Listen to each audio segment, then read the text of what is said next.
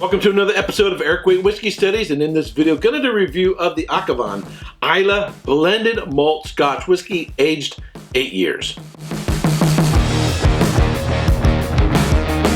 So this video is part of a series that I'm doing on independent peated Islay single malt or blended malt Scotch whiskeys. Now, there are these producers that I have seen in stores, and I've always wondered, I wonder if that's any good. You know, sometimes they're a little bit more affordable than the distillery bottlings, say from Ardbeg or Lagavulin or Laphroaig or Kalila or Bowmore. But you always kind of wonder, is it worth plunking down my money on that? Or is that just some cheap knockoff or a bottling of some whiskeys that are some leftover cask that didn't quite make the mark for actual official distillery bottlings? Well, that's what I'm going to be doing in this series, and the first one I'm doing is this Auchavan 8-year-old. But before I get into this, let me tell you a little bit about the whiskey. So the Auchavan Islay Blended Malt Scotch Whisky 8-year-old is from Bruce Castle Limited, located in Glasgow, Scotland. It's a blended malt, which means it's a blend of single malts from various distilleries on Islay. However, the distilleries are not identified. It's aged for at least 8 years, bottled at 46% alcohol by volume, and sells for about $45. So first off, one of the things that I like is that this is actually not using a cork, but it has a screw cap, sort of like Johnny Walker Black. There's no reason for having corks in whiskeys. Wine, yes, because it helps age. Whiskeys, no. A screw cap is just fine. You don't have to worry about a cork breaking, and it's real easy access. Although some of us like that pop from the cork, that sort of romantic sound. It seems to give it a sort of festive appeal to it.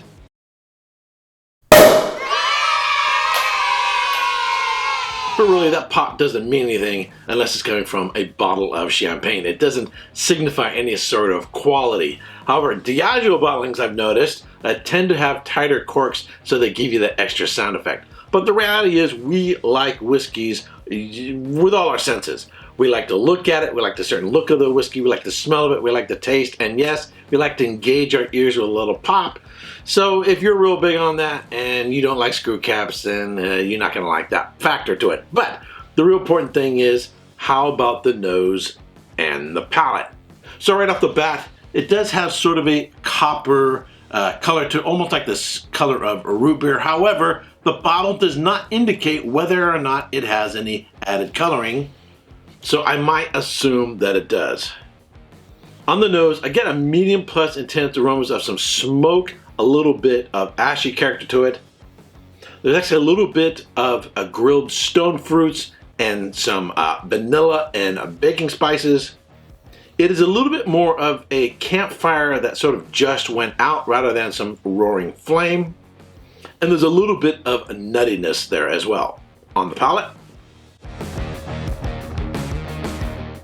So it's sweet up front, and about 3/4 of the way back, it starts to go dry, and it finishes with sort of a nice dry nutty character.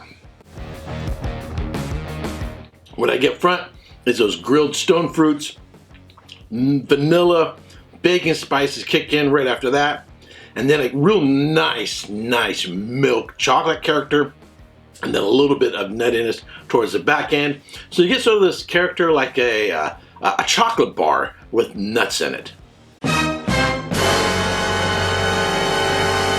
If you're used to Ardbeg, Laphroaig, and Lagavulin, I would say this is between, in terms of intensity of peat, it's between Lagavulin and Laphroaig. There is a little bit of an ashy character on there.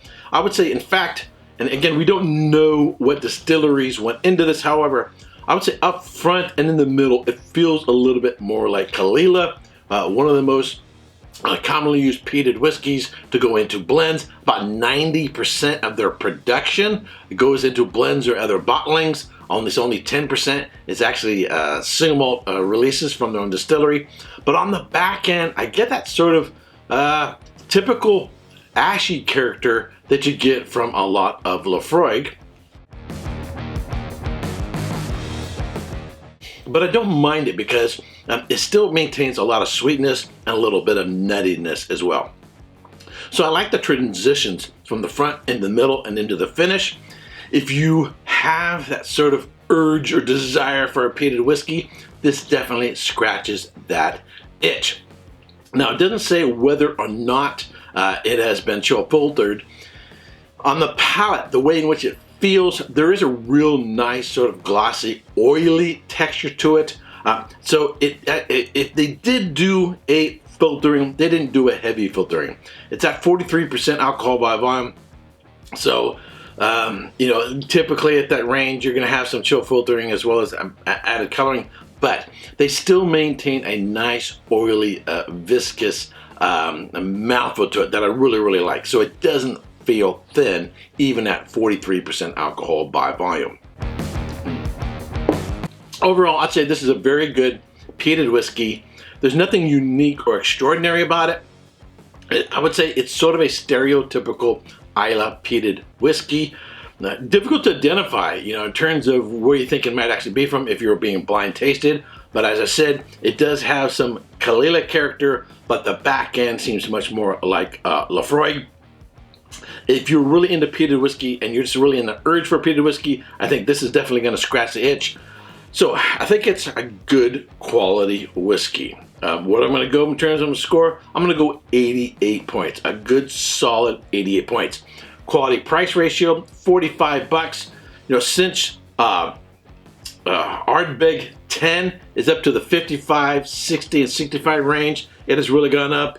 And the Lagavulin 8-year-old is far more than this, and a lot of other Islay peated whiskeys are more than this. Maybe, you know, the Ardbeg 5-year-old Wee Beastie is a little bit cheaper than this. However, this is an 8-year-old, but it doesn't have any youthful notes whatsoever. It has no youthful notes. If I was tasting this blind, I would say it was at least 12 years old. I might be going as high as a 12-year-old because it doesn't have any of the green notes. It doesn't have any of those new make characteristics to it. So would I recommend it? You know, it's definitely worth checking out. If you are an Islay aficionado and you have a collection like I do of various distillery bottlings, you know, would I go out of my way and knock myself out to get a bottle of it? Probably not. Because as I said, it's sort of a middle of the road, just a basic, good, decent Islay peated whiskey. Alrighty, that's it for this review. If you have subscribed to my channel, I want to thank you very much. If you've not yet subscribed, I ask that you subscribe and ring the bell to be notified when I go live. And if you're one of my patrons, I want to thank you very much for supporting this channel. And until next time, cheers. Hey, don't forget to subscribe and check out these other whiskey videos.